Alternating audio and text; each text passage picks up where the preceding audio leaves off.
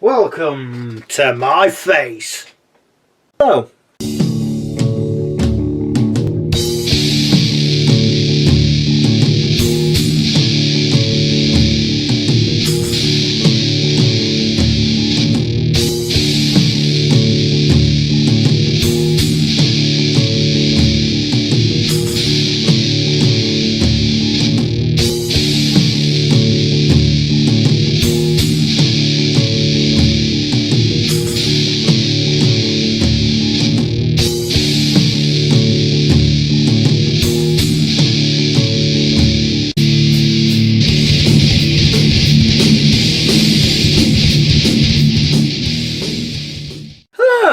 In this video we're going to look at the Varangur for Kings of War Vanguard.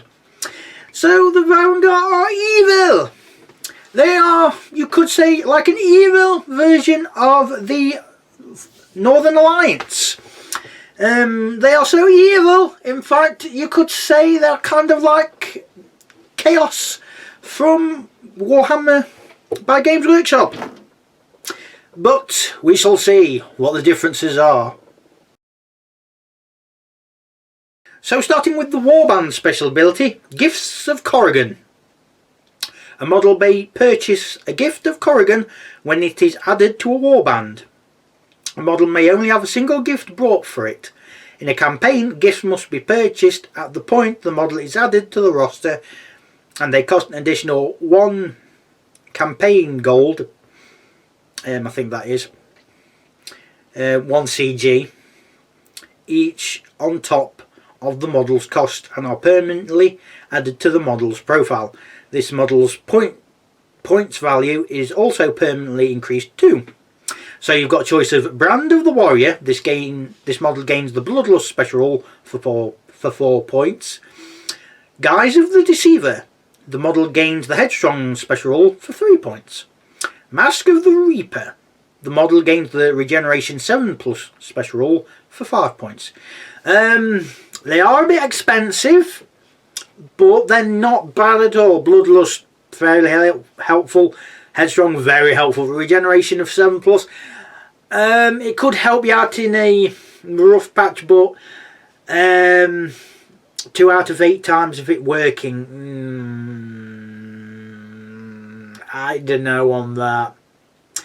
So the spells, we've got Shattering Blow, which is long, 6-inch range, 1d8. If a hit is scored, instead of causing a wound, the target must instead roll a die. If they roll under their armor stat, including brace, it is permanently increased, gets worse, for the remainder of the game. For example, 5+ becomes 6+. A model can be affected by this multiple times. Ooh. So if you've got multiple spellcasters in this force, this can be incredibly powerful.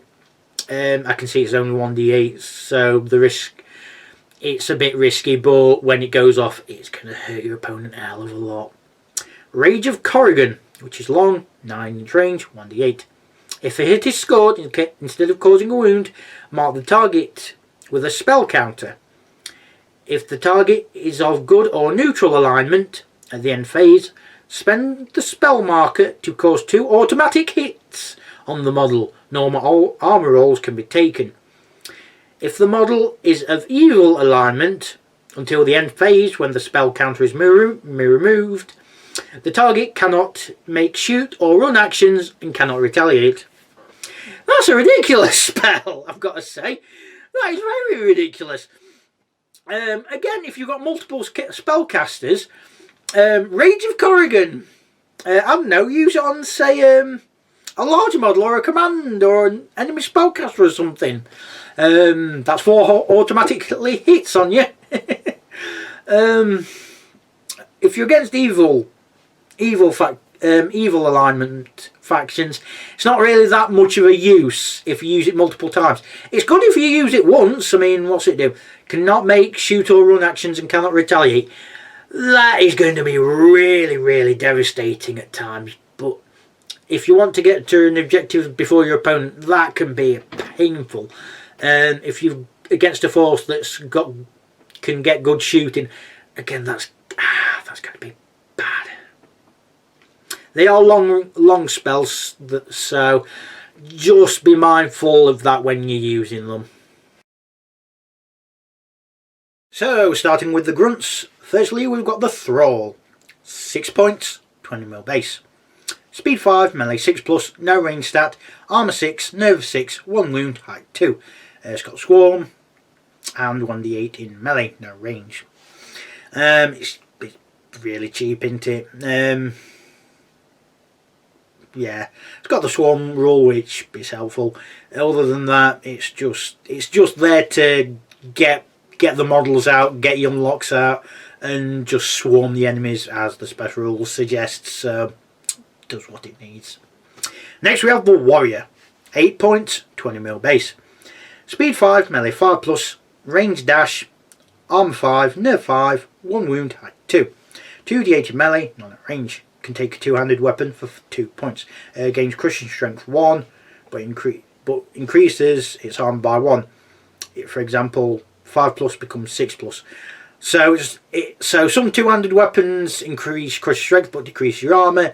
Some, like in the Kingdoms of Men video, say it's a great weapon which increases your crushing strength but no downside, which, okay, why not?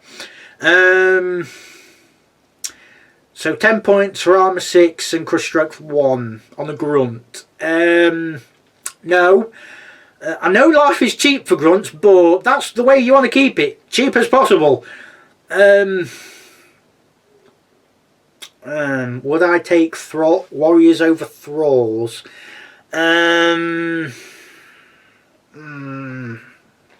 probably go for thralls if I'm honest, for the grunts, because the stats are terrible, but they're cheap, so it's kind of what you want. I mean, for 30 points you can get 5 of them, rather than 1 less. If you take 4 warriors is 48. Sorry, hang on, that's not right. 3 warriors is 24. Yeah, 5 thralls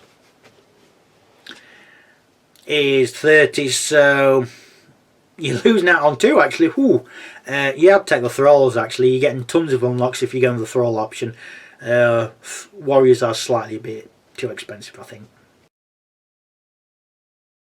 So next are the warriors, and it is the Bloodsworn. 13 points, 20mm base. Speed 5, melee 5+, no range stat, armor 4, nerve 4, 3 wounds, height 2. It's got crush strength 1, 2d8 in melee, not at range. It's pretty fantastic actually. As warriors go, melee stats slightly, well, hits half the time, so it's not bad. Got crush strength 1 as standard, arm 4, nerve 4, and 3 wounds for a warrior. That is pretty good, and it's only 13 points. I mean, yes, it's slightly over the points cost of 2 thralls, but if you want a bit of durability in your unlocks, then the Bloodsworn isn't bad. In fact, even if you look at them, the Bloodsworn as a support option, it still isn't bad. Still isn't bad at all. I mean, hell, even if you go for a two-handed weapon, make some armor 5, I believe, crush strength 2. That is really going to be painful to something, even something large. Eee. Yeah, Bloodsworn I think are pretty decent. Next we have the support, starting with the Night Raider. 24 points, 20mm base. Speed 6, melee 5+, range 4, armor 6, nerve 5, 2 wounds, height 2. It's got Pathfinder, Scout and Stealthy. 2d8 at range, 2d8 in melee. It's got bow, which is 12-inch range. Can replace this with a poison thrown weapon for 2 points, and that's 6-inch range with piercing 1. I can see the point. The problem is the range weapons are either alright or really short range, but then again, game of Vanguard is kind of small anyway, so that's kind of to be expected. Saying that though, can take care of themselves pretty well in combat. I mean, hitting on 5s in melee with 2d8, nerve 5 with 2 wounds. The only real downside is your armor's a bit naff, but considering it's supposed to be a range unit, that's kind of a given. Next we have the Reaver. 16 points, 20mm base. Speed 5, melee 5, no range stat, armor 6, nerve 4, 2 wounds, height 2. It's got the Vicious special rule, 2d8 in melee, none at range. It's also got Frenzy, 1 power to use. Use this ability to gain 2 bonus dice when this model makes a melee attack. Spend the power before rolling any dice. This may not be used with spending power to gain extra dice normally. In effect, this ability replaces it. Essentially, when you use it, you've got 5d8 in melee, which is really powerful. Vicious isn't bad at all. 16 points though. Oh no, 4 dice if you've got frenzy going off. Okay. Comparing to the Bloodsworn, Bloodsworn hasn't got Vicious and you can't use the frenzy thing. No, actually, I'd actually take the Bloodsworn over these. 3 points cheaper, armor's better, got more wounds, got crush strength 1. Yeah, I'd go for the Bloodsworn all day over the Reaver. Apart from Frenzy and the Vicious, the Reaver's got absolutely nothing. Next we have the Large, and it is the Direfang Rider. 35 points, 50mm base. Speed 5, melee 4 plus, no range stat, armor 3, nerve 4, 4 wounds, height 3. Bloodlust Cavalry, crush strength 3, wow. Smash, 3d8 in melee. Wow. It's a powerhouse! It really is. It's slow. I'd have thought it'd be faster, to be honest, but hey ho. But wow. Whew. Hitting on 4s with crush strength 3. You don't usually see crush strength 3 unless it's from an ability. What's the downsides of it? A bit low on dice and its speed is low. But other than that, wow. Only for 35 points. That's insane. Yeah, that's pretty brilliant. Next we have the Spellcaster, and it is, now I don't know if it's pronounced Magus or Magus, M-A-G-U-S, put in the comments below what you think. 30 points, 20mm base, and uses 1 red power die. Speed of 5, melee 5, range 4, armor 5, nerve 5, 3 wounds, height 2. 2d8 at melee, 1d8 at range. It's got Fireball, which is short, Zap, which is short, Lightning Bolt, which is long. Familius uses 2 power to use. Uses ability before any dice are rolled when casting a spell that uses this model's range value to hit. Reroll any dice that fail to hit, which that's not bad, especially when coupled with the Shattering Blow and Rage of Corrigan spells. That is going to be fairly useful. You do need a lot of power to use it, and considering the force you've seen so far, not going to get much power, possibly. Range stat 4 is really good. For a spellcaster, the stats aren't awful, I'll say that. It's a bit expensive. But with a range stat of 4, I can kind of see why. Next we have the command. It is the Chieftain. 40 points, 25mm base. Gives you 1 red and 1 white power die. Speed of 5, melee 4, no range stat. Arm 4, nerve 3, 3 wounds, height 2. Crush strength 2 and inspiring. 48 in melee, none at range. Strength of Corrigan, which uses 2 power die. Use this ability when this model would be knocked down for any reason. The model remains standing, but all other effects still apply. That's nice.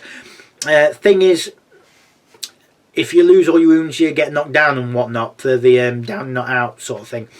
That is pretty good. Nerve of 3 is going to help with that a lot. It's got a crush strength 2, which on the command model is a bit rare. 48 in melee, inspiring's good. Hitting on 4s, and the power dice option is good. A little bit expensive, but considering the stats, kind of to be expected. the Varangur force is one that can do melee exceptionally well and has incredibly cheap unlocks in terms of the thralls. They also have really good warriors in terms of the Bloodsworn. They are really good standout warriors as far as I can see. The thing with them though is their shooting could be decent, but short range or bit they're also not going to get many power dice when the only options you've got are some of the most expensive ones. They've also got one of the most sledgehammery large units in terms of the Direfang Riders. I mean, cause strength 3. But yeah, they are a good alternative if you want to maybe paint Northern Lights but evil, as it was. They're kind of similar in a way, but a bit. They've got cheaper stuff, and their stuff's probably a bit more hardy as it was. So for this video, that's it. Goodbye for now.